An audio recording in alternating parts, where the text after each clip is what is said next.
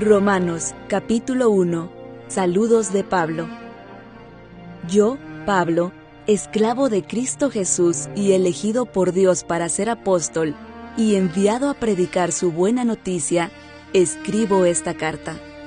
Dios prometió esa buena noticia hace tiempo por medio de sus profetas en las Sagradas Escrituras. La buena noticia trata de su Hijo.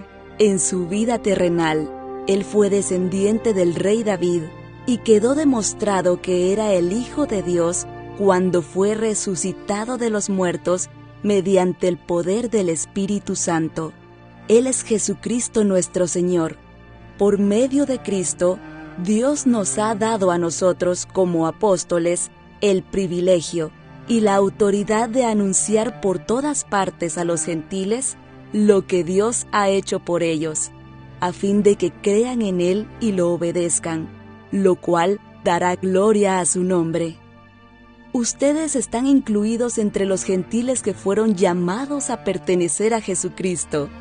Les escribo a todos ustedes, los amados de Dios que están en Roma y son llamados a ser su pueblo santo. Que Dios nuestro Padre y el Señor Jesucristo les den gracia y paz. La buena noticia de Dios. Ante todo les digo que, mediante Jesucristo, le doy gracias a mi Dios por todos ustedes, porque en todas partes del mundo se habla de la fe que tienen en Él. Dios sabe cuántas veces los recuerdo en mis oraciones. Día y noche hago mención de ustedes y sus necesidades delante de Dios, a quien sirvo con todo mi corazón, anunciando la buena noticia acerca de su Hijo. Algo que siempre pido en oración es que, Dios mediante, se presente la oportunidad de ir por fin a verlos, pues tengo muchos deseos de visitarlos para llevarles algún don espiritual que los ayude a crecer firmes en el Señor.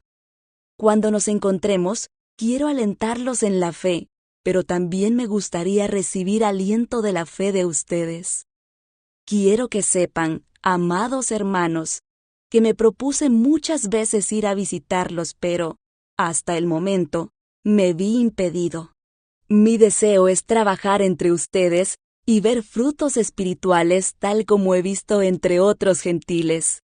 Pues siento una gran obligación tanto con los habitantes del mundo civilizado como con los del resto del mundo, con los instruidos y los incultos por igual.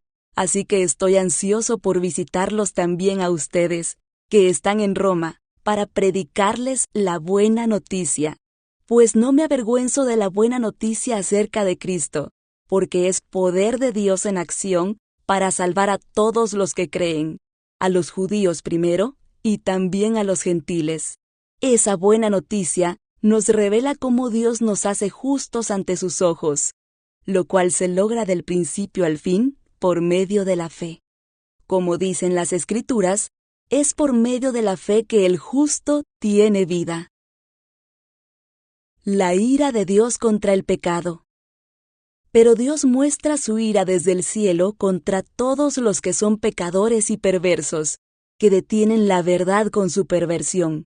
Ellos conocen la verdad acerca de Dios, porque Él se la ha hecho evidente. Pues, desde la creación del mundo, todos han visto los cielos y la tierra. Por medio de todo lo que Dios hizo, ellos pueden ver a simple vista las cualidades invisibles de Dios, su poder eterno y su naturaleza divina. Así que no tienen ninguna excusa para no conocer a Dios. Es cierto, ellos conocieron a Dios, pero no quisieron adorarlo como Dios, ni darle gracias. En cambio, comenzaron a inventar ideas necias sobre Dios. Como resultado, la mente les quedó en oscuridad y confusión. Afirmaban ser sabios, pero se convirtieron en completos necios. Y, en lugar de adorar al Dios inmortal y glorioso, rindieron culto a ídolos que ellos mismos se hicieron con forma de simples mortales, de aves, de animales de 4 patas y de reptiles. Entonces Dios los abandonó para que hicieran todas las cosas vergonzosas que deseaban en su corazón, Como resultado, usaron sus cuerpos para hacerse cosas viles y degradantes entre sí. Cambiaron la verdad acerca de Dios por una mentira, y así rindieron culto y sirvieron a las cosas que Dios creó, pero no al Creador mismo, quien es digno de eterna alabanza. Amén. Por esa razón, Dios los abandonó a sus pasiones vergonzosas. Aún las mujeres se rebelaron contra la forma natural de tener relaciones sexuales y, en cambio, dieron rienda suelta al sexo unas con otras. Los hombres, por su parte, en lugar de tener relaciones sexuales normales con la mujer, ardieron en pasiones unos con otros. Los hombres hicieron cosas vergonzosas con otros hombres y, como consecuencia de ese pecado, sufrieron dentro de sí el castigo que merecían. Por pensar que era una tontería reconocer a Dios, Él los abandonó a sus tontos razonamientos y dejó que hicieran cosas que jamás deberían hacerse. Se llenaron de toda clase de perversiones, pecados, avaricia, odio, envidia, homicidios, peleas, engaños, conductas maliciosas y chismes. Son traidores, insolentes, arrogantes, fanfarrones y gente que odia a Dios. Inventan nuevas formas de pecar y desobedecen a sus padres. No quieren entrar en razón, no cumplen lo que prometen, son crueles y no tienen compasión. Saben bien que la justicia de Dios exige que los que hacen esas cosas merecen morir, pero ellos igual las hacen. Peor aún, incitan a otros a que también las hagan. Romanos capítulo 2. Juicio de Dios contra el pecado. Tal vez crees que puedes condenar a tales individuos, pero tu maldad es igual que la de ellos, y no tienes ninguna excusa. Cuando dices que son perversos y merecen ser castigados, te condenas a ti mismo porque tú, que juzgas a otros, también practicas las mismas cosas, y sabemos que Dios, en su justicia, castigará a todos los que hacen tales cosas. Y tú, que juzgas a otros por hacer esas cosas, ¿cómo crees que podrás evitar el juicio de Dios cuando tú haces lo mismo? ¿No te das cuenta de lo bondadoso, tolerante y paciente que es Dios contigo? ¿Acaso eso no significa nada para ti? ¿No ves que la bondad de Dios es para guiarte a que te arrepientas y abandones tu pecado? Pero eres terco y te niegas a arrepentirte y abandonar tu pecado. Por eso vas acumulando un castigo terrible para ti mismo, pues se acerca el día de la ira, en el cual se manifestará el justo juicio de Dios. Él juzgará a cada uno según lo que haya hecho. Dará vida eterna a los que siguen haciendo el bien, pues de esa manera demuestran que buscan la gloria, el honor y la inmortalidad que Dios ofrece. Pero derramará su ira y enojo sobre los que viven para sí mismos, los que se niegan a obedecer la verdad y, en cambio, viven entregados a la maldad. Habrá aflicción y angustia para todos los que siguen haciendo lo malo, para los judíos primero y también para los gentiles.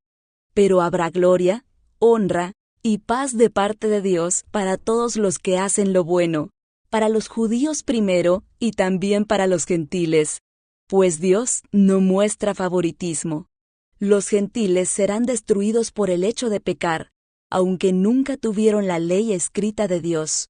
Y los judíos, quienes sí tienen la ley de Dios, serán juzgados por esa ley porque no la obedecen, pues el simple acto de escuchar la ley no nos hace justos ante Dios. Es obedecer la ley lo que nos hace justos ante sus ojos. Aún los gentiles, quienes no cuentan con la ley escrita de Dios, muestran que conocen esa ley cuando, por instinto, la obedecen aunque nunca la hayan oído. Ellos demuestran que tienen la ley de Dios escrita en el corazón, porque su propia conciencia y sus propios pensamientos o los acusan o bien les indican que están haciendo lo correcto. Y el mensaje que proclamo es que se acerca el día en que Dios juzgará, por medio de Cristo Jesús, la vida secreta de cada uno. Los judíos y la ley. Tú, que te llamas judío, confías en la ley de Dios y te jactas de tu relación especial con Él. Tú sabes lo que a Él le agrada. Sabes bien qué es lo correcto, porque se te ha enseñado su ley. Estás convencido de que eres guía para los ciegos y luz para los que andan perdidos en la oscuridad. Piensas que puedes instruir al ignorante y enseñar a los niños los caminos de Dios, pues estás seguro de que la ley de Dios te da pleno conocimiento y toda la verdad. Ahora bien, si tú enseñas a otros, ¿por qué no te enseñas a ti mismo? Predicas a otros que no se debe robar, ¿pero tú robas? Dices que está mal cometer adulterio, ¿pero tú cometes adulterio? Condenas la idolatría, ¿pero tú usas objetos robados de los templos paganos? Te sientes muy orgulloso de conocer la ley, pero deshonras a Dios al quebrantarla. No es extraño que las Escrituras digan: los gentiles blasfeman el nombre de Dios por causa de ustedes. La ceremonia judía de la circuncisión solo tiene valor si obedeces la ley de Dios. Pero si no obedeces la ley de Dios, no estás en mejor condición que un gentil incircunciso. Y si los gentiles obedecen la ley de Dios, ¿acaso Él no los considerará su propio pueblo? De hecho, los gentiles incircuncisos que cumplen la ley de Dios los condenarán a ustedes, judíos, que están circuncidados y tienen la ley de Dios pero no la obedecen. Pues no se es un verdadero judío solo por haber nacido de padres judíos, ni por haber pasado por la ceremonia de la circuncisión. No. Un verdadero judío es aquel que tiene el corazón recto a los ojos de Dios. La verdadera circuncisión no consiste meramente en obedecer la letra de la ley, sino que es un cambio en el corazón, producido por el Espíritu. Y una persona con un corazón transformado busca la aprobación de Dios, no la de la gente. Romanos capítulo 3. Dios permanece fiel. Entonces, ¿cuál es la ventaja de ser judío? ¿Tiene algún valor la ceremonia de la circuncisión? Claro que sí. Tiene muchos beneficios. En primer lugar, a los judíos se les confió toda la revelación de Dios. Es cierto, algunos de ellos fueron infieles, pero ¿acaso eso significa que, porque ellos fueron infieles, Dios también será infiel? Por supuesto que no. Aun cuando todos los demás sean mentirosos, Dios es veraz. Como dicen las Escrituras acerca de Él, quedará demostrado que tienes razón en lo que dices y ganarás tu caso en los tribunales. Sin embargo, algunos podrían decir: nuestro pecado cumple un buen propósito porque muestra a otros lo justo que es Dios. ¿No es injusto, entonces, que Dios nos castigue? Este no es más que un punto de vista humano. De ninguna manera. Si Dios no fuera completamente justo, ¿cómo tendría autoridad para juzgar al mundo? Sin embargo, alguien podría seguir argumentando: ¿por qué Dios me juzga como pecador si mi mentira realza su veracidad y le da más gloria a Él? Algunos incluso nos difaman asegurando que nosotros decimos: cuanto más pecamos, mejor. Los que dicen tales cosas merecen ser condenados. Todos somos pecadores. Ahora bien, ¿llegamos a la conclusión de que los judíos somos mejores que los demás? Para nada. Tal como acabamos de demostrar, todos, sean judíos o gentiles, están bajo el poder del pecado, como dicen las Escrituras. No hay ni un solo justo, ni siquiera uno. Nadie es realmente sabio. Nadie busca a Dios. Todos se desviaron. Todos se volvieron inútiles. No hay ni uno que haga lo bueno, ni uno solo. Lo que hablan es repugnante, como el mal olor de una tumba abierta. Su lengua está llena de mentiras. Veneno de serpientes gotea de sus labios. Su boca está llena de maldición y amargura. Se apresuran a matar. Siempre hay destrucción y sufrimiento en sus caminos. No saben dónde encontrar paz. No tienen temor de Dios en absoluto. Obviamente, la ley se aplica a quienes fue entregada, porque su propósito es evitar que la gente tenga excusas y demostrar que todo el mundo es culpable delante de Dios. Pues nadie llegará jamás a ser justo ante Dios por hacer lo que la ley manda. La ley sencillamente nos muestra lo pecadores que somos. Cristo sufrió nuestro castigo. Pero ahora, tal como se prometió tiempo atrás en los escritos de Moisés y de los profetas, Dios nos ha mostrado cómo podemos ser justos ante Él, sin cumplir con las exigencias de la ley. Dios nos hace justos a sus ojos cuando ponemos nuestra fe en Jesucristo. Y eso es verdad para todo el que cree, sea quien fuere. Pues todos hemos pecado. Nadie puede alcanzar la meta gloriosa establecida por Dios. Sin embargo, en su gracia, Dios gratuitamente nos hace justos a sus ojos por medio de Cristo Jesús, quien nos liberó del castigo de nuestros pecados. Pues Dios ofreció a Jesús como el sacrificio por el pecado. Las personas son declaradas justas a los ojos de Dios cuando creen que Jesús sacrificó su vida al derramar su sangre. Ese sacrificio muestra que Dios actuó con justicia cuando se contuvo y no castigó a los que pecaron en el pasado, porque miraba hacia el futuro y de ese modo los incluiría en lo que llevaría a cabo en el tiempo presente. Dios hizo todo eso para demostrar su justicia, porque Él mismo es justo e imparcial. Y a los pecadores los hace justos a sus ojos cuando creen en Jesús. ¿Podemos, entonces, jactarnos de haber hecho algo para que Dios nos acepte? No, porque nuestra libertad de culpa y cargo no se basa en la obediencia a la ley. Está basada en la fe. Así que somos hechos justos a los ojos de Dios por medio de la fe y no por obedecer la ley. Después de todo, ¿acaso Dios es solo el Dios de los judíos? ¿No es también el Dios de los gentiles? Claro que sí. Hay solo un Dios, y Él hace justas a las personas, tanto a los judíos como a los gentiles, únicamente por medio de la fe. Entonces, si hacemos énfasis en la fe, ¿eso significa que podemos olvidarnos de la ley? Por supuesto que no. De hecho, solo cuando tenemos fe, cumplimos verdaderamente la ley. Romanos capítulo 4. La fe de Abraham. Humanamente hablando, Abraham fue el fundador de nuestra nación judía. ¿Qué descubrió él acerca de llegar a ser justo ante Dios? Que si sus buenas acciones le hubieran servido para que Dios lo aceptara, habría tenido de qué jactarse. Pero esa no era la forma de actuar de Dios, pues las Escrituras nos dicen, Abraham le creyó a Dios, y Dios lo consideró justo debido a su fe. Cuando la gente trabaja, el salario que recibe no es un regalo, sino algo que se ha ganado.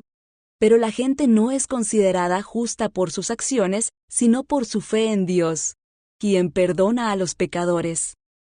David también habló de lo mismo cuando describió la felicidad de los que son declarados justos, sin hacer esfuerzos para lograrlo. ¡Oh, qué alegría para aquellos a quienes se les perdona la desobediencia, a quienes se les cubren los pecados! Sí, qué alegría para aquellos a quienes el Señor les borró el pecado de su cuenta. Ahora bien, ¿es esta bendición solamente para los judíos o es también para los gentiles incircuncisos? Como venimos diciendo, Dios consideró a Abraham justo debido a su fe. ¿Pero cómo sucedió esto? ¿Se le consideró justo solo después de ser circuncidado o fue antes? Es evidente que Dios aceptó a Abraham antes de que fuera circuncidado. La circuncisión era una señal de que Abraham ya tenía fe y de que Dios ya lo había aceptado y declarado justo aún antes de que fuera circuncidado. Por lo tanto, Abraham es el padre espiritual de los que tienen fe, pero no han sido circuncidados. A ellos se les considera justos debido a su fe. Y Abraham también es el padre espiritual de los que han sido circuncidados, pero solo si tienen la misma clase de fe que tenía Abraham antes de ser circuncidado. Obviamente, la promesa que Dios hizo de dar toda la tierra a Abraham y a sus descendientes no se basaba en la obediencia de Abraham a la ley, sino en una relación correcta con Dios, la cual viene por la fe. Si la promesa de Dios es solo para los que obedecen la ley, entonces la fe no hace falta y la promesa no tiene sentido, pues la ley siempre trae castigo para los que tratan de obedecerla.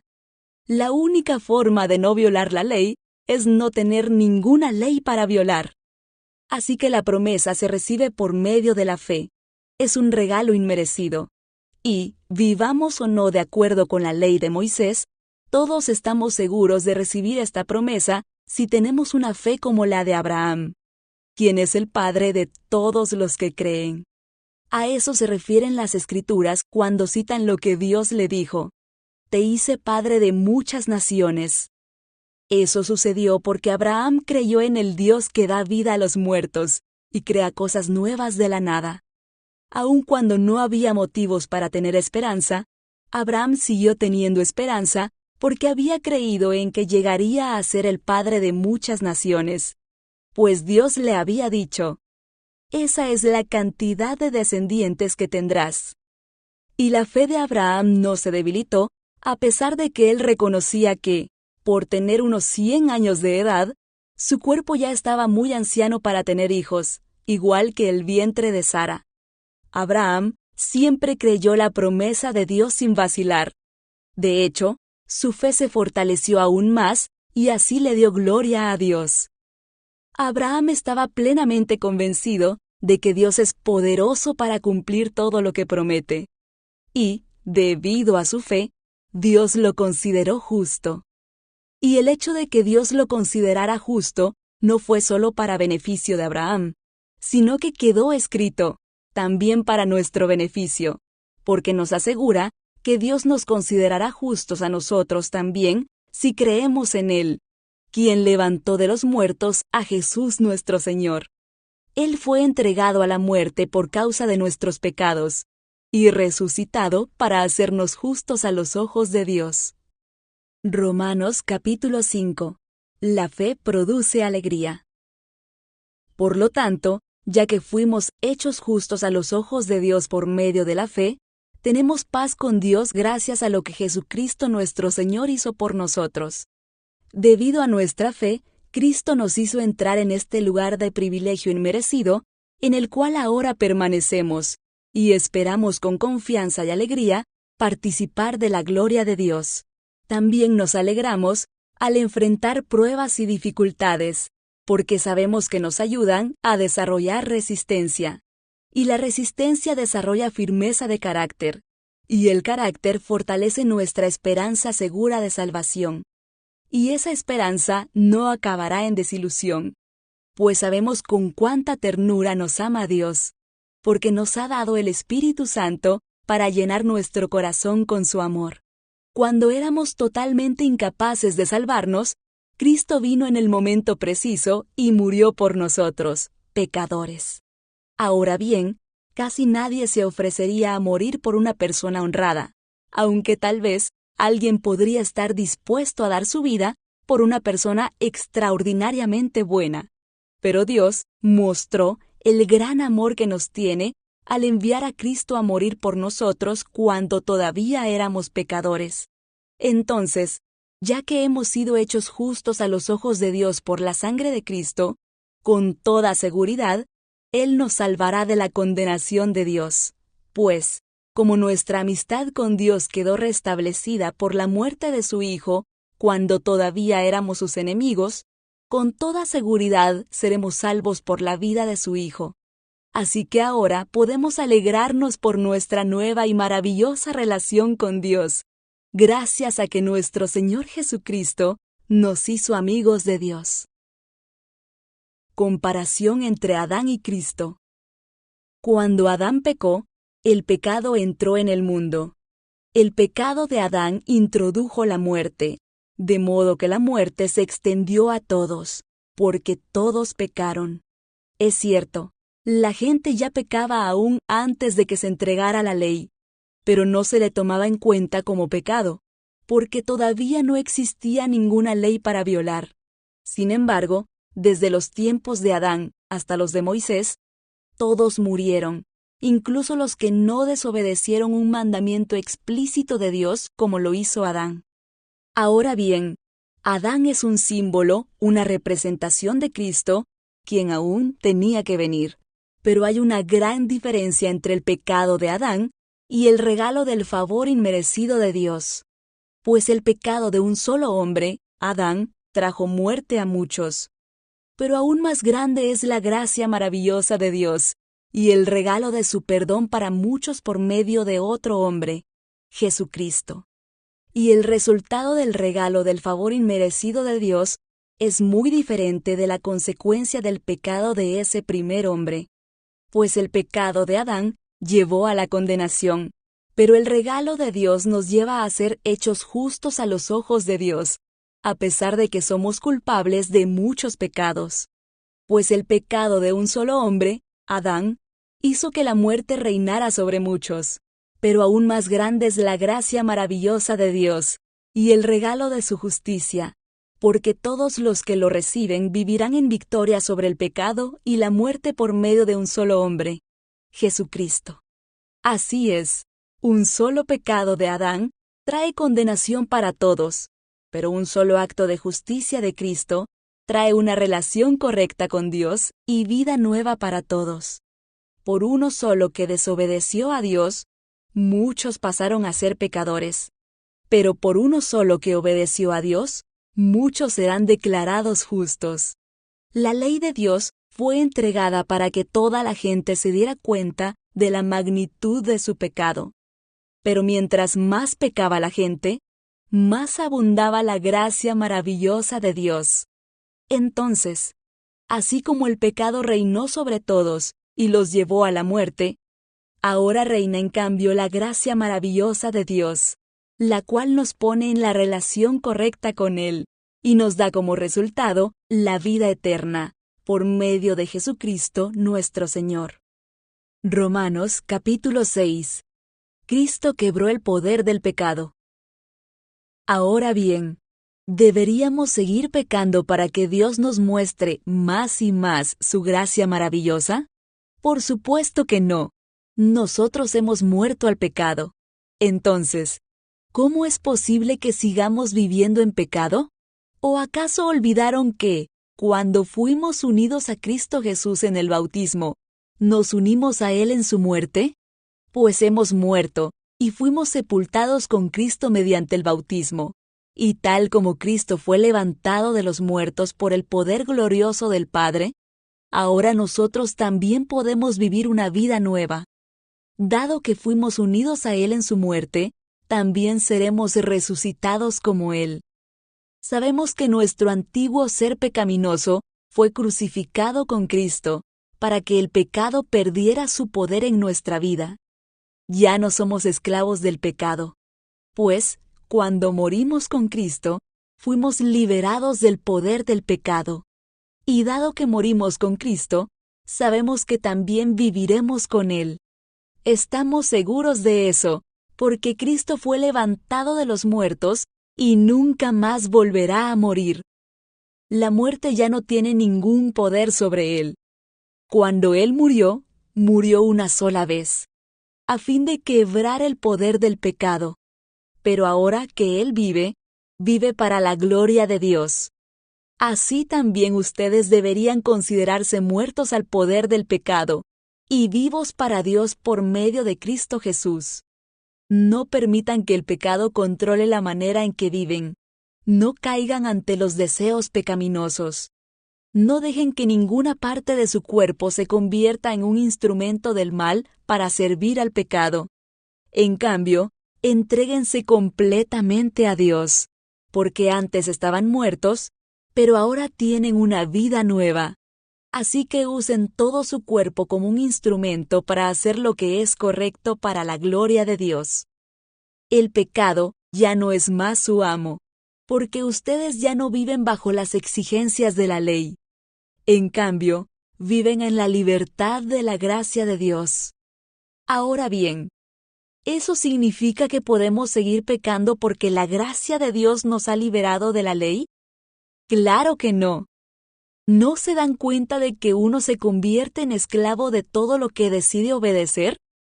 Uno puede ser esclavo del pecado, lo cual lleva a la muerte, o puede decidir obedecer a Dios, lo cual lleva a una vida recta. Antes ustedes eran esclavos del pecado, pero, gracias a Dios, ahora obedecen de todo corazón la enseñanza que les hemos dado. Ahora son libres de la esclavitud del pecado y se han hecho esclavos de la vida recta. Uso la ilustración de la esclavitud para ayudarlos a entender todo esto, porque la naturaleza humana de ustedes es débil. En el pasado, se dejaron esclavizar por la impureza y el desenfreno, lo cual los hundió aún más en el pecado. Ahora deben entregarse como esclavos a la vida recta para llegar a ser santos. Cuando eran esclavos del pecado, estaban libres de la obligación de hacer lo correcto. ¿Y cuál fue la consecuencia? Que ahora están avergonzados de las cosas que solían hacer, cosas que terminan en la condenación eterna. Pero ahora quedaron libres del poder del pecado y se han hecho esclavos de Dios. Ahora hacen las cosas que llevan a la santidad y que dan como resultado la vida eterna. Pues la paga que deja el pecado es la muerte, pero el regalo que Dios da es la vida eterna por medio de Cristo Jesús nuestro Señor. Romanos capítulo 7. No más atados a la ley. Ahora bien, amados hermanos, ustedes que conocen la ley, ¿no saben que la ley se aplica solo mientras una persona está viva? Por ejemplo, cuando una mujer se casa, la ley la une a su marido mientras él viva. Pero si él muere, las leyes del matrimonio ya no se aplican a ella. Así que mientras su marido viva, ella cometería adulterio si se casara con otro hombre. Pero si el esposo muere, ella queda libre de esa ley y no comete adulterio cuando se casa de nuevo. Por lo tanto, mis amados hermanos, la cuestión es la siguiente. Ustedes murieron al poder de la ley cuando murieron con Cristo, y ahora están unidos a aquel que fue levantado de los muertos. Como resultado, podemos producir una cosecha de buenas acciones para Dios. Cuando vivíamos controlados por nuestra vieja naturaleza, los deseos pecaminosos actuaban dentro de nosotros, y la ley despertaba esos malos deseos que producían una cosecha de acciones pecaminosas, las cuales nos llevaban a la muerte. Pero ahora fuimos liberados de la ley, porque morimos a ella, y ya no estamos presos de su poder. Ahora podemos servir a Dios, no según el antiguo modo, que consistía en obedecer la letra de la ley, sino mediante uno nuevo, el de vivir en el Espíritu. La ley de Dios revela nuestro pecado. Ahora bien, ¿acaso sugiero que la ley de Dios es pecaminosa? De ninguna manera. De hecho, fue la ley la que me mostró mi pecado. Yo nunca hubiera sabido que codiciar es malo si la ley no dijera, no codicies. Pero el pecado usó ese mandamiento para despertar toda clase de deseos codiciosos dentro de mí. Si no existiera la ley, el pecado no tendría ese poder. Hubo un tiempo en que viví sin entender la ley. Sin embargo, cuando aprendí, por ejemplo, el mandamiento de no codiciar, el poder del pecado cobró vida, y yo morí. Entonces me di cuenta de que los mandatos de la ley, que supuestamente traían vida, trajeron, en cambio, muerte espiritual. El pecado se aprovechó de esos mandatos y me engañó. Usó los mandatos para matarme. Sin embargo, la ley en sí misma es santa, y sus mandatos son santos, rectos y buenos. Pero ¿cómo puede ser? ¿Acaso la ley que es buena provocó mi muerte? Por supuesto que no. El pecado usó lo que era bueno a fin de lograr mi condena de muerte. Por eso, podemos ver qué terrible es el pecado. Se vale de los buenos mandatos de Dios para lograr sus propios fines malvados. La lucha contra el pecado. Por lo tanto, El problema no es con la ley, porque la ley es buena y espiritual. El problema está en mí, porque soy demasiado humano, un esclavo del pecado. Realmente no me entiendo a mí mismo, porque quiero hacer lo que es correcto, pero no lo hago. En cambio, hago lo que odio. Pero si yo sé que lo que hago está mal, eso demuestra que estoy de acuerdo con que la ley es buena. Entonces no soy yo el que hace lo que está mal, sino el pecado que vive en mí. Yo sé que en mí, es decir, en mi naturaleza pecaminosa, no existe nada bueno. Quiero hacer lo que es correcto, pero no puedo. Quiero hacer lo que es bueno, pero no lo hago. No quiero hacer lo que está mal, pero igual lo hago. Ahora, si hago lo que no quiero hacer, realmente no soy yo el que hace lo que está mal, sino el pecado que vive en mí. He descubierto el siguiente principio de vida, que cuando quiero hacer lo que es correcto, no puedo evitar hacer lo que está mal. Amo la ley de Dios con todo mi corazón, pero hay otro poder dentro de mí que está en guerra con mi mente. Ese poder me esclaviza al pecado que todavía está dentro de mí. Soy un pobre desgraciado. ¿Quién me libertará de esta vida dominada por el pecado y la muerte? Gracias a Dios. La respuesta está en Jesucristo nuestro Señor. Así que ya ven, en mi mente de verdad quiero obedecer la ley de Dios, pero a causa de mi naturaleza pecaminosa, soy esclavo del pecado. Romanos capítulo 8. La vida en el Espíritu. Por lo tanto, ya no hay condenación para los que pertenecen a Cristo Jesús, y porque ustedes pertenecen a Él, el poder del Espíritu que da vida, los ha libertado del poder del pecado, que lleva a la muerte. La ley de Moisés no podía salvarnos, porque nuestra naturaleza pecaminosa es débil. Así que Dios hizo lo que la ley no podía hacer. Él envió a su propio Hijo en un cuerpo como el que nosotros los pecadores tenemos, y en ese cuerpo, mediante la entrega de su Hijo como sacrificio por nuestros pecados, Dios declaró el fin del dominio que el pecado tenía sobre nosotros. Lo hizo para que se cumpliera totalmente la exigencia justa de la ley a favor de nosotros, que ya no seguimos a nuestra naturaleza pecaminosa, sino que seguimos al Espíritu. Los que están dominados por la naturaleza pecaminosa piensan en cosas pecaminosas, pero los que son controlados por el Espíritu Santo piensan en las cosas que agradan al Espíritu. Por lo tanto, permitir que la naturaleza pecaminosa les controle la mente lleva a la muerte, pero permitir que el Espíritu les controle la mente lleva a la vida y a la paz. Pues la naturaleza pecaminosa es enemiga de Dios siempre. Nunca obedeció las leyes de Dios y jamás lo hará. Por eso, los que todavía viven bajo el dominio de la naturaleza pecaminosa nunca pueden agradar a Dios. Pero ustedes no están dominados por su naturaleza pecaminosa. Son controlados por el Espíritu si el Espíritu de Dios vive en ustedes. Y recuerden que los que no tienen al Espíritu de Cristo en ellos, de ninguna manera pertenecen a Él. Y Cristo vive en ustedes. Entonces, aunque el cuerpo morirá por causa del pecado, el Espíritu les da vida, porque ustedes ya fueron hechos justos a los ojos de Dios.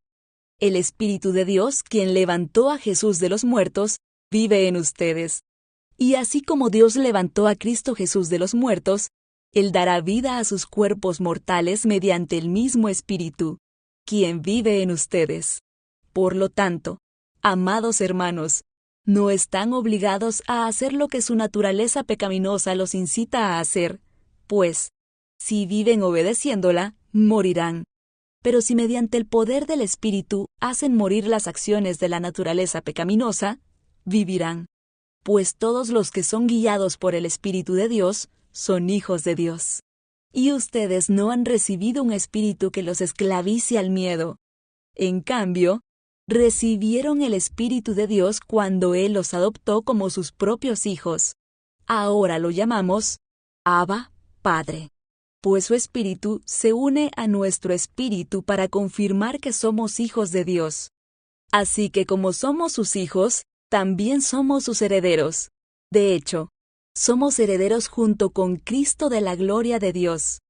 Pero si vamos a participar de su gloria, también debemos participar de su sufrimiento. La gloria futura. Sin embargo, lo que ahora sufrimos no es nada comparado con la gloria que Él nos revelará más adelante, pues toda la creación espera con anhelo el día futuro en que Dios revelará quiénes son verdaderamente sus hijos. Contra su propia voluntad, toda la creación quedó sujeta a la maldición de Dios. Sin embargo, con gran esperanza, la creación espera el día en que será liberada de la muerte y la descomposición, y se unirá a la gloria de los hijos de Dios. Pues sabemos que, hasta el día de hoy, toda la creación gime de angustia como si tuviera dolores de parto. Y los creyentes también gemimos, aunque tenemos al Espíritu Santo en nosotros como una muestra anticipada de la gloria futura, porque anhelamos que nuestro cuerpo sea liberado del pecado y el sufrimiento.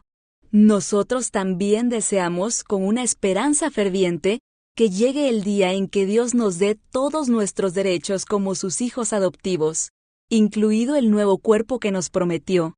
Recibimos esa esperanza cuando fuimos salvos. Si uno ya tiene algo, no necesita esperarlo, pero si deseamos algo que todavía no tenemos, debemos esperar con paciencia y confianza. Además, el Espíritu Santo nos ayuda en nuestra debilidad. Por ejemplo, nosotros no sabemos qué quiere Dios que le pidamos en oración, pero el Espíritu Santo ora por nosotros con gemidos que no pueden expresarse con palabras. Y el Padre, quien conoce cada corazón, sabe lo que el Espíritu dice, porque el Espíritu intercede por nosotros, los creyentes, en armonía con la voluntad de Dios. Y sabemos que Dios hace que todas las cosas cooperen para el bien de quienes lo aman y son llamados según el propósito que Él tiene para ellos. Pues Dios conoció a los suyos de antemano y los eligió para que llegaran a ser como su Hijo, a fin de que su Hijo fuera el hijo mayor entre muchos hermanos. Después de haberlos elegido, Dios los llamó para que se acercaran a Él, y una vez que los llamó, los puso en la relación correcta con Él, y luego de ponerlos en la relación correcta con Él, les dio su gloria. Nada puede separarnos del amor de Dios. ¿Qué podemos decir acerca de cosas tan maravillosas como estas? Si Dios está a favor de nosotros, ¿quién podrá ponerse en nuestra contra? Si Dios no se guardó ni a su propio Hijo, sino que lo entregó por todos nosotros, ¿no nos dará también todo lo demás? ¿Quién se atreve a acusarnos a nosotros, a quienes Dios ha elegido para sí? Nadie, porque Dios mismo nos puso en la relación correcta con Él. Entonces, ¿quién nos condenará?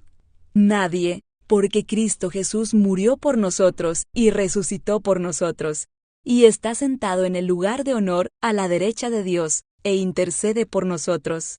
¿Acaso hay algo que pueda separarnos del amor de Cristo? ¿Será que Él ya no nos ama si tenemos problemas o aflicciones? Si somos perseguidos o pasamos hambre o estamos en la miseria o en peligro o bajo amenaza de muerte? Como dicen las Escrituras, por tu causa nos matan cada día, nos tratan como a ovejas en el matadero. Claro que no. A pesar de todas estas cosas, nuestra victoria es absoluta por medio de Cristo, quien nos amó. Y estoy convencido de que nada podrá jamás separarnos del amor de Dios, ni la muerte ni la vida, ni ángeles ni demonios, ni nuestros temores de hoy, ni nuestras preocupaciones de mañana. Ni siquiera los poderes del infierno pueden separarnos del amor de Dios. Ningún poder en las alturas ni en las profundidades, de hecho, nada en toda la creación, podrá jamás separarnos del amor de Dios, que está revelado en Cristo Jesús nuestro Señor. Romanos capítulo 9. Dios elige a Israel. Con Cristo de testigo, hablo con toda veracidad. Mi conciencia y el Espíritu Santo lo confirman. Tengo el corazón lleno de amarga tristeza e infinito dolor por mi pueblo, mis hermanos judíos. yo estaría dispuesto a vivir bajo maldición para siempre, separado de Cristo, si eso pudiera salvarlos. Ellos son el pueblo de Israel, elegidos para ser los hijos adoptivos de Dios. Él les reveló su gloria, hizo pactos con ellos y les entregó su ley. Les dio el privilegio de adorarlo y de recibir sus promesas maravillosas. Abraham, Isaac y Jacob son los antepasados de los israelitas, y Cristo mismo era israelita en cuanto a su naturaleza humana, y Él es Dios, el que reina sobre todas las cosas, y es digno de eterna alabanza. Amén. Ahora bien, ¿acaso Dios no cumplió su promesa a Israel? No, porque no todos los que nacen en la nación de Israel son en verdad miembros del pueblo de Dios. Ser descendientes de Abraham no los hace verdaderos hijos de Abraham, pues las Escrituras dicen, Isaac es el hijo mediante el cual procederán sus descendientes, aunque Abraham también tuvo otros hijos. Eso significa que no todos los descendientes naturales de Abraham son necesariamente hijos de Dios. Solo los hijos de la promesa son considerados hijos de Abraham, pues Dios había prometido, volveré dentro de un año, y Sara tendrá un hijo. Ese hijo fue nuestro antepasado Isaac. Cuando se casó con Rebeca, ella dio a luz mellizos. Sin embargo, antes de que nacieran, antes de que pudieran hacer algo bueno o malo, ella recibió un mensaje de Dios. Este mensaje demuestra que Dios elige a la gente según sus propósitos. Él llama a las personas, pero no según las buenas o malas acciones que hayan hecho. Se le dijo, tu hijo mayor servirá a tu hijo menor.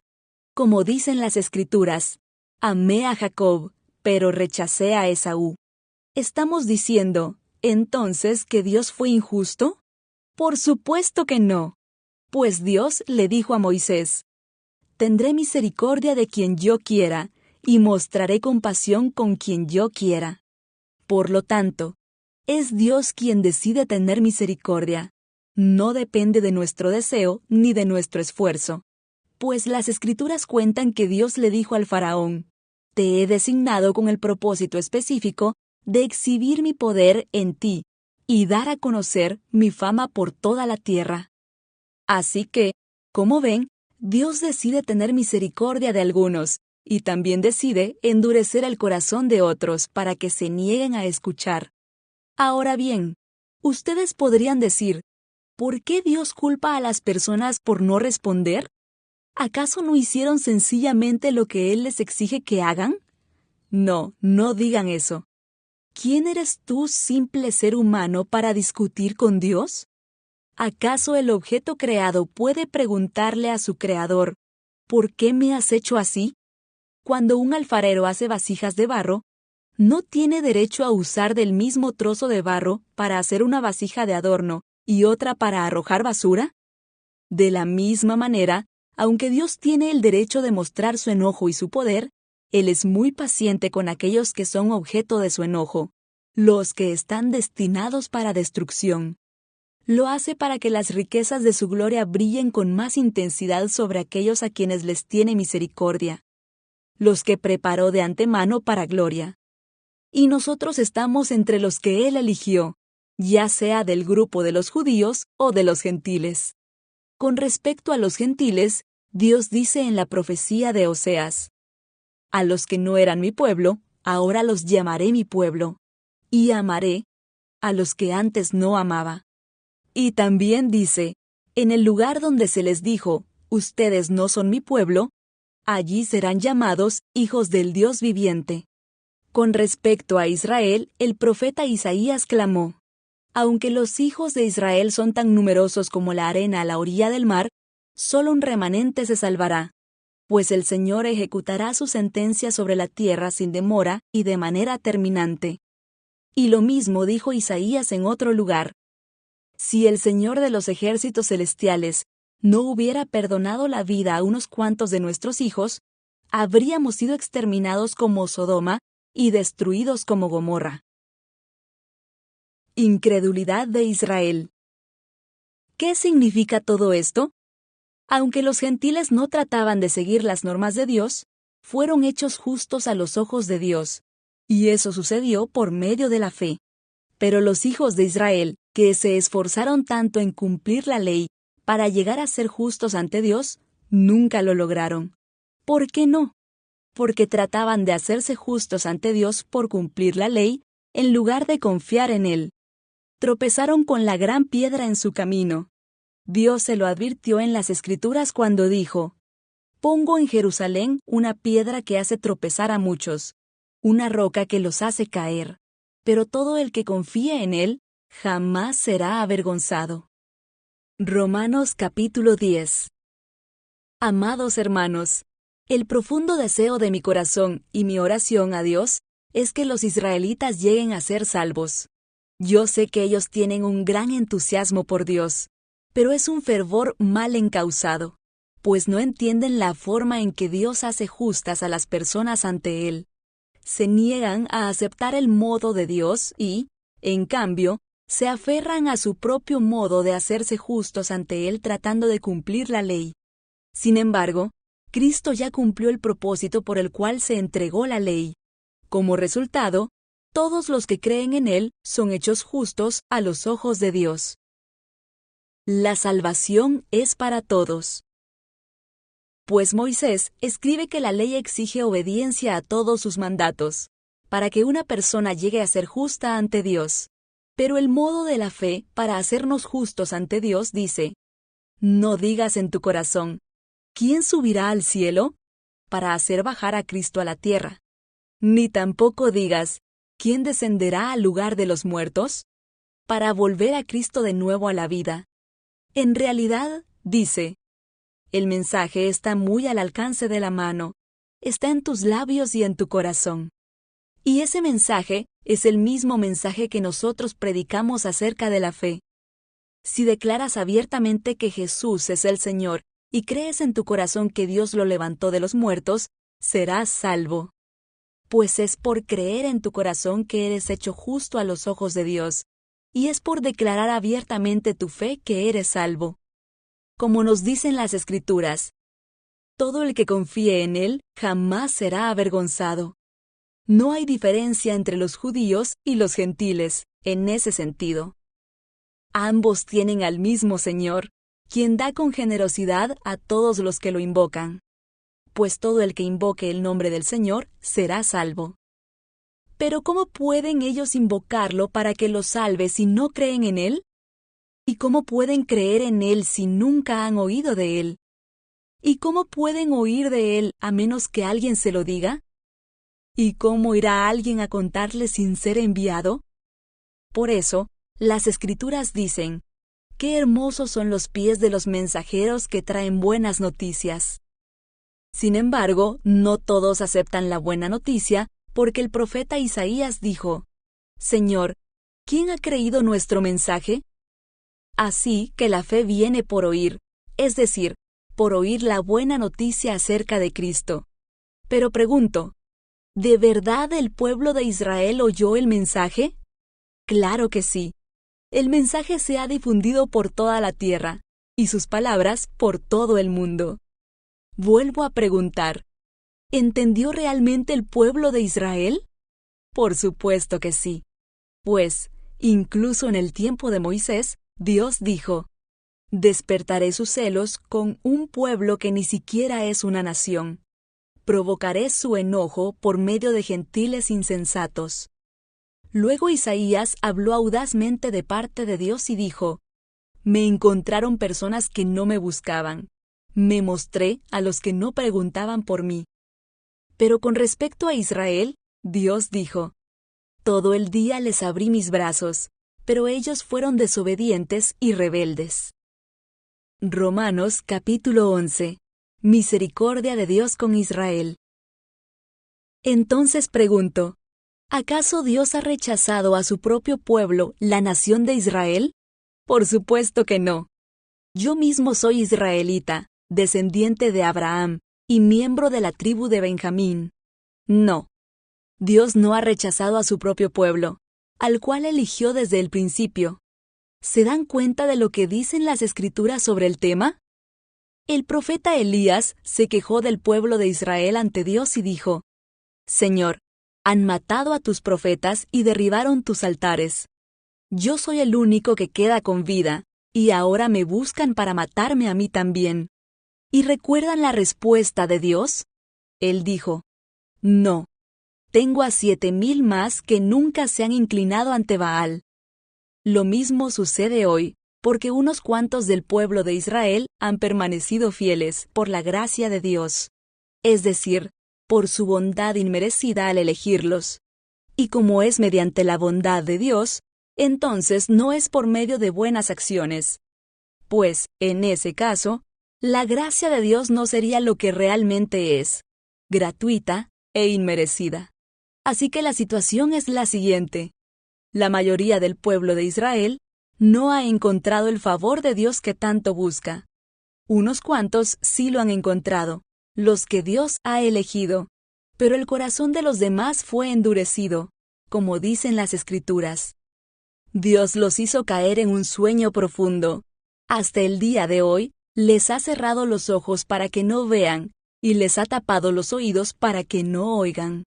También David dijo: que su mesa de abundancia se convierta en una trampa, en un engaño que los lleve a pensar que todo está bien, que sus bendiciones los hagan tropezar y que reciban su merecido, que sus ojos queden ciegos para que no puedan ver y que la espalda se les encorve para siempre. ¿Acaso el pueblo de Dios tropezó y cayó sin posibilidad de recuperarse? De ninguna manera. El pueblo fue desobediente. Por eso, Dios puso la salvación al alcance de los gentiles. Sin embargo, Él quería que su propio pueblo sintiera celos y la reclamara para sí. Ahora bien, si los gentiles fueron enriquecidos porque los israelitas rechazaron la oferta de salvación de Dios, imagínense cuánto más grande será la bendición para el mundo cuando ellos por fin la acepten. Menciono todo lo anterior especialmente para ustedes, los gentiles. Dios me designó apóstol a los gentiles. Pongo énfasis en esto porque, de alguna manera, quiero hacer que los hijos de Israel sientan celos de lo que tienen ustedes, los gentiles, y entonces yo pueda salvar a algunos de ellos. Pues, si el rechazo de ellos hizo que Dios ofreciera la salvación al resto del mundo, la aceptación de ellos será algo aún más maravilloso. Será vida para los que estaban muertos.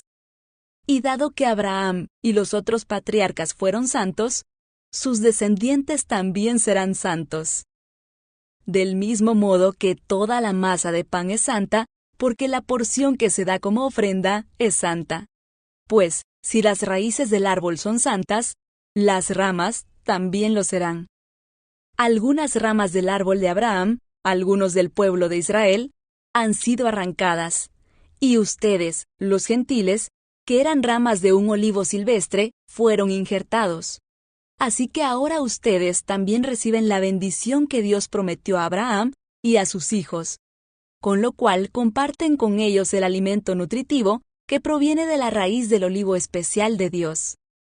Así que no se jacten de haber sido injertados para reemplazar a las ramas que fueron arrancadas.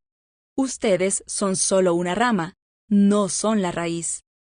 Tal vez digas: bueno, esas ramas fueron arrancadas para darme lugar a mí. Es cierto, pero recuerda, esas ramas fueron arrancadas porque no creyeron en Cristo, y tú estás allí porque sí crees. Así que no te consideres tan importante, más bien teme lo que podría suceder. Pues, si Dios no perdonó a las ramas originales, tampoco te perdonará a ti. Fíjate en que Dios es bondadoso, pero también es severo. Es severo con los que desobedecen, pero será bondadoso contigo si sigues confiando en su bondad. En cambio, si dejas de confiar, tú también serás arrancado por completo. Y si el pueblo de Israel abandona su incredulidad, volverá a ser injertado, pues Dios tiene poder para volver a injertarlo en el árbol. Tú, por naturaleza, eras una rama cortada de un olivo silvestre. Por lo tanto, si Dios estuvo dispuesto a ir en contra de la naturaleza al injertarte en un árbol cultivado, Él estará mucho más dispuesto a injertar las ramas originales en el árbol al que pertenecen. La misericordia de Dios es para todos. Mis amados hermanos, quiero que entiendan este misterio para que no se vuelvan orgullosos de ustedes mismos. Parte del pueblo de Israel tiene el corazón endurecido, pero eso solo durará hasta que se complete el número de gentiles que aceptarán a Cristo. Y entonces todo Israel será salvo, como dicen las Escrituras. El que rescata vendrá de Jerusalén y apartará a Israel de la maldad. Y mi pacto con ellos es que quitaré sus pecados. Muchos del pueblo de Israel ahora son enemigos de la buena noticia, y eso los beneficia a ustedes, los gentiles. Sin embargo, ellos todavía son el pueblo que Dios ama, porque Él eligió a los antepasados Abraham, Isaac y Jacob, pues los dones de Dios y su llamado son irrevocables. Ustedes, los gentiles, antes eran rebeldes contra Dios, pero cuando el pueblo de Israel se rebeló contra Él, Dios tuvo misericordia de ustedes y no de ellos. Ahora ellos son los rebeldes y a ustedes Dios les mostró su misericordia para que ellos también participen de la misericordia de Dios. Pues Dios encarceló a todos en la desobediencia para poder tener misericordia de todos. ¡Qué grande es la riqueza, la sabiduría y el conocimiento de Dios! Es realmente imposible para nosotros entender sus decisiones y sus caminos. Pues, ¿quién puede conocer los pensamientos del Señor? ¿Quién sabe lo suficiente para aconsejarlo? ¿Y quién le ha entregado tanto para que Él tenga que devolvérselo? Pues todas las cosas provienen de Él, y existen por su poder y son para su gloria. A Él sea toda la gloria por siempre. Amén. Romanos capítulo 12. Sacrificio vivo para Dios. Por lo tanto, amados hermanos, les ruego que entreguen su cuerpo a Dios por todo lo que Él ha hecho a favor de ustedes. Que sea un sacrificio vivo y santo, la clase de sacrificio que a Él le agrada. Esa es la verdadera forma de adorarlo. No imiten las conductas ni las costumbres de este mundo. Más bien, dejen que Dios los transforme en personas nuevas al cambiarles la manera de pensar. Entonces, aprenderán a conocer la voluntad de Dios para ustedes, la cual es buena, agradable y perfecta. Basado en el privilegio y la autoridad que Dios me ha dado, le advierto a cada uno de ustedes lo siguiente. Ninguno se crea mejor de lo que realmente es. Sean realistas al evaluarse a ustedes mismos. Háganlo según la medida de fe que Dios les haya dado.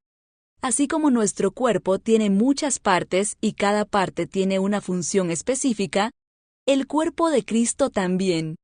Nosotros somos las diversas partes de un solo cuerpo y nos pertenecemos unos a otros. Dios, en su gracia, nos ha dado dones diferentes para hacer bien determinadas cosas. Por lo tanto, si Dios te dio la capacidad de profetizar, habla con toda la fe que Dios te haya concedido. Si tu don es servir a otros, sírvelos bien. Si eres maestro, enseña bien. Si tu don consiste en animar a otros, anímalos. Si tu don es dar, hazlo con generosidad. Si Dios te ha dado la capacidad de liderar, toma la responsabilidad en serio. Y si tienes el don de mostrar bondad a otros, hazlo con gusto. No finjan amar a los demás, ámenlos de verdad. Aborrezcan lo malo, aférrense a lo bueno. Ámense unos a otros con un afecto genuino, y deleítense al honrarse mutuamente. No sean nunca perezosos, más bien, trabajen con esmero y sirvan al Señor con entusiasmo. Alégrense por la esperanza segura que tenemos. Tengan paciencia en las dificultades y sigan orando. Estén listos para ayudar a los hijos de Dios cuando pasen necesidad. Estén siempre dispuestos a brindar hospitalidad. Bendigan a quienes los persiguen. No los maldigan, sino pídanle a Dios en oración que los bendiga. Alégrense con los que están alegres y lloren con los que lloran. Vivan en armonía unos con otros. No sean tan orgullosos como para no disfrutar de la compañía de la gente común. Y no piensen que lo saben todo. Nunca devuelvan a nadie mal por mal. Compórtense de tal manera que todo el mundo vea que ustedes son personas honradas. Hagan todo lo posible por vivir en paz con todos. Queridos amigos, nunca tomen venganza. Dejen que se encargue la justa ira de Dios, pues dicen las Escrituras: Yo tomaré venganza, yo les pagaré lo que se merecen, dice el Señor. En cambio, si tus enemigos tienen hambre, dales de comer. Si tienen sed, dales de beber. Al hacer eso, amontonarás carbones encendidos de vergüenza sobre su cabeza. No dejen que el mal los venza. Más bien, venzan el mal haciendo el bien. Romanos capítulo 13. Respeto por las autoridades. Toda persona debe someterse a las autoridades de gobierno, pues toda autoridad proviene de Dios, y los que ocupan puestos de autoridad están allí colocados por Dios. Por lo tanto, cualquiera que se rebele contra la autoridad se rebela contra lo que Dios ha instituido, y será castigado, pues las autoridades no infunden temor a los que hacen lo que está bien, sino a los que hacen lo que está mal. ¿Quieres vivir sin temor a las autoridades? Haz lo correcto, y ellas te honrarán. Las autoridades están al servicio de Dios para tu bien, pero si estás haciendo algo malo, por supuesto que deberías tener miedo, porque ellas tienen poder para castigarte. Están al servicio de Dios para cumplir el propósito específico de castigar a los que hacen lo malo. Por eso tienes que someterte a ellas, no solo para evitar el castigo, sino para mantener tu conciencia limpia. Por esas mismas razones, también paguen sus impuestos, pues los funcionarios de gobierno necesitan cobrar su sueldo. Ellos sirven a Dios con lo que hacen. Ustedes den a cada uno lo que deben. Paguen los impuestos y demás aranceles a quien corresponda, y den respeto y honra a los que están en autoridad. El amor cumple con los requisitos de Dios. No deban nada a nadie, excepto el deber de amarse unos a otros. Si aman a su prójimo, cumplen con las exigencias de la ley de Dios. Pues los mandamientos dicen: no cometas adulterio, no cometas asesinato, no robes, no codicies. Estos y otros mandamientos semejantes se resumen en uno solo: ama a tu prójimo como a ti mismo. El amor no hace mal a otros. Por eso, el amor cumple con las exigencias de la ley de Dios. Esto es aún más urgente, porque ustedes saben que es muy tarde. El tiempo se acaba. Despierten, porque nuestra salvación ahora está más cerca que cuando recién creímos. La noche ya casi llega a su fin. El día de la salvación amanecerá pronto. Por eso, dejen de lado sus actos oscuros como si se quitaran ropa sucia, y pónganse la armadura resplandeciente de la vida recta. Ya que nosotros pertenecemos al día, vivamos con decencia a la vista de todos. No participen en la oscuridad de las fiestas desenfrenadas y de las borracheras. Ni vivan en promiscuidad sexual e inmoralidad. Ni se metan en peleas, ni tengan envidia. Más bien, vístanse con la presencia del Señor Jesucristo, y no se permitan pensar en formas de complacer los malos deseos. Romanos capítulo 14. El peligro de juzgar. Acepten a los creyentes que son débiles en la fe, y no discutan acerca de lo que ellos consideran bueno o malo. Por ejemplo, un creyente piensa que está bien comer de todo, pero otro creyente, con una conciencia sensible, come solo verduras.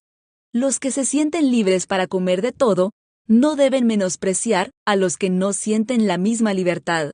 Y los que no comen determinados alimentos, no deben juzgar a los que sí los comen, porque a esos hermanos Dios los ha aceptado. ¿Quién eres tú para juzgar a los sirvientes de otro? Su amo dirá si quedan en pie o caen, y con la ayuda del Señor, quedarán en pie y recibirán la aprobación de Él.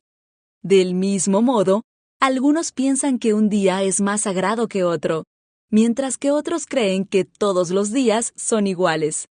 Cada uno debería estar plenamente convencido de que el día que elija es aceptable. Los que adoran al Señor un día en particular lo hacen para honrarlo a Él.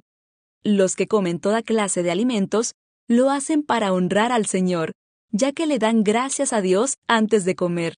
Y los que se niegan a comer ciertos alimentos también quieren agradar al Señor y le dan gracias a Dios. Pues no vivimos para nosotros mismos, ni morimos para nosotros mismos. Si vivimos es para honrar al Señor, y si morimos es para honrar al Señor. Entonces, tanto si vivimos como si morimos, pertenecemos al Señor. Cristo murió y resucitó con este propósito: ser Señor de los vivos y de los muertos. ¿Por qué, entonces, juzgas a otro creyente? ¿Por qué menosprecias a otro creyente? Recuerda que todos estaremos delante del tribunal de Dios, pues dicen las Escrituras: tan cierto como que yo vivo, dice el Señor, toda rodilla se doblará ante mí, y toda lengua declarará lealtad a Dios. Es cierto, cada uno de nosotros tendrá que responder por sí mismo ante Dios. Así que dejemos de juzgarnos unos a otros. Por el contrario, propónganse vivir de tal manera que no causen tropiezo ni caída a otro creyente. Yo sé y estoy convencido por la autoridad del Señor Jesús que ningún alimento en sí mismo está mal. Pero si alguien piensa que está mal comerlo, entonces, para esa persona, está mal. Si otro creyente se angustia por lo que tú comes, entonces no actúas con amor si lo comes. No permitas que lo que tú comes destruya a alguien por quien Cristo murió. Entonces no serás criticado por hacer algo que tú crees que es bueno. Pues el reino de Dios no se trata de lo que comemos o bebemos, sino de llevar una vida de bondad, paz y alegría en el Espíritu Santo. Si tú sirves a Cristo con esa actitud, agradarás a Dios y también tendrás la aprobación de los demás. Por lo tanto, procuremos que haya armonía en la iglesia y tratemos de edificarnos unos a otros. No destruyas la obra de Dios a causa de lo que comes. Recuerda que todos los alimentos están permitidos. Lo malo es comer algo que haga tropezar a otro. Es mejor no comer carne, ni beber vino, ni hacer ninguna otra cosa que pudiera causar que otro creyente tropiece. Tal vez crees que no hay nada malo en lo que haces, pero manténlo entre tú y Dios. Benditos son los que no se sienten culpables por hacer algo que han decidido que es correcto. Pero si tienes dudas acerca de si debes o no comer algo en particular, entonces es pecado comerlo, pues no eres fiel a tus convicciones. Si haces algo que crees que está mal, pecas. Romanos capítulo 15. Vivir para ayudar y edificar a otros. Los que somos fuertes debemos tener consideración de los que son sensibles a este tipo de cosas. No debemos agradarnos solamente a nosotros mismos.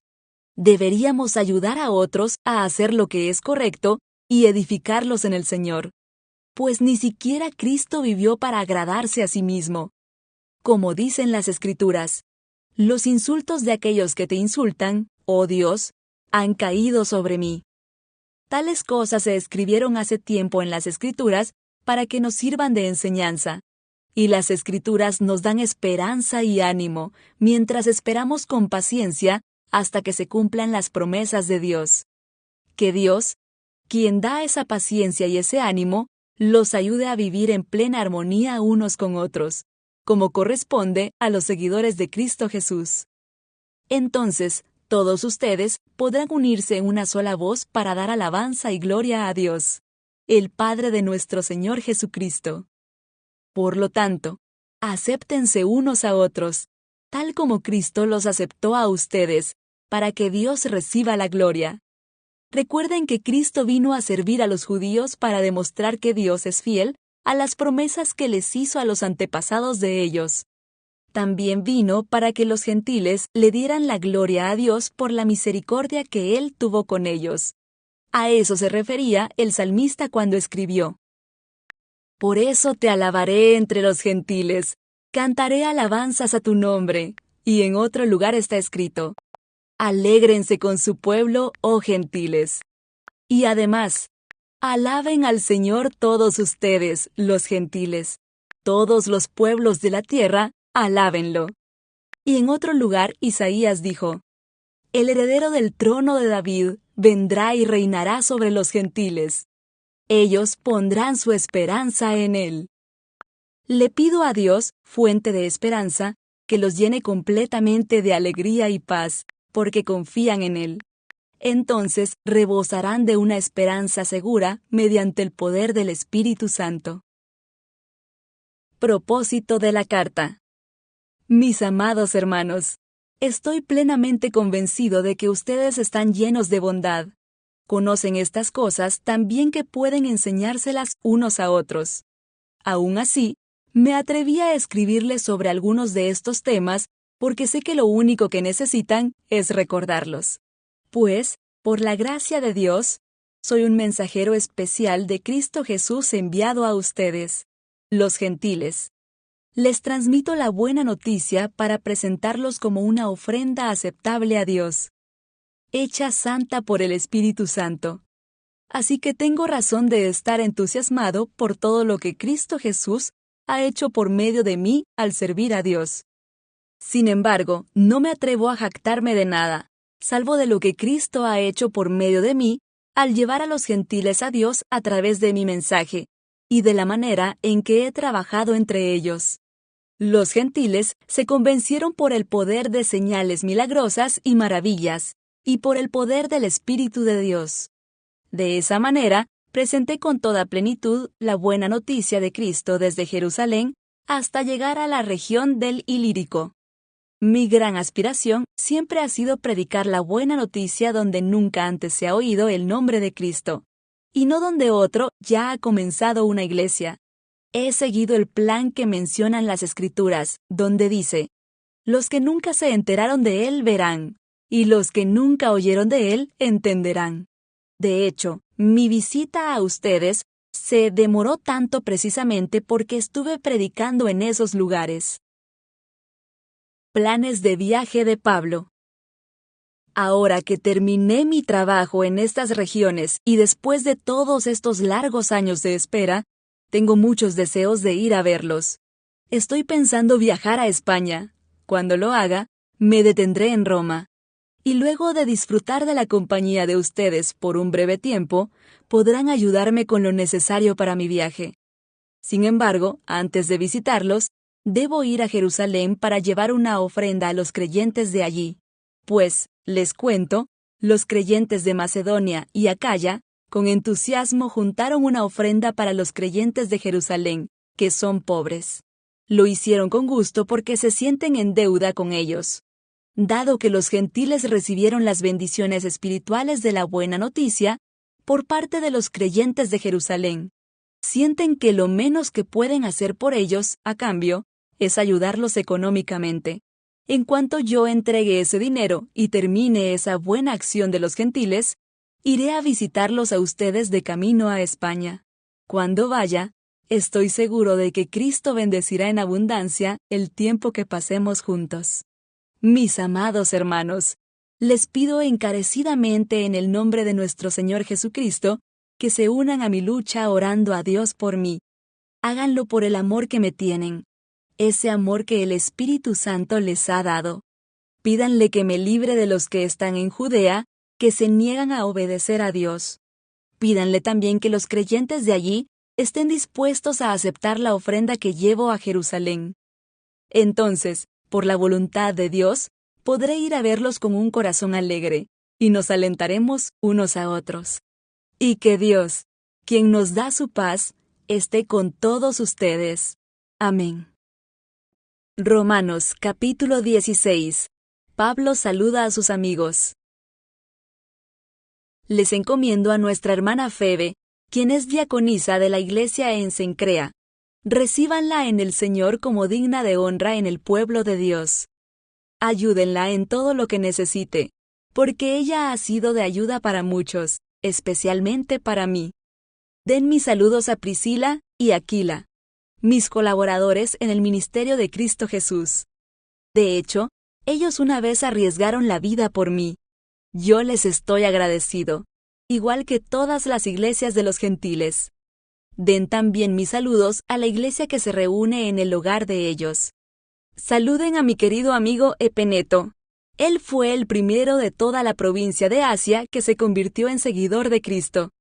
Denle mis saludos a María, quien ha trabajado tanto por ustedes. Saluden a Andrónico y a Junias, judíos como yo, quienes estuvieron en la cárcel conmigo.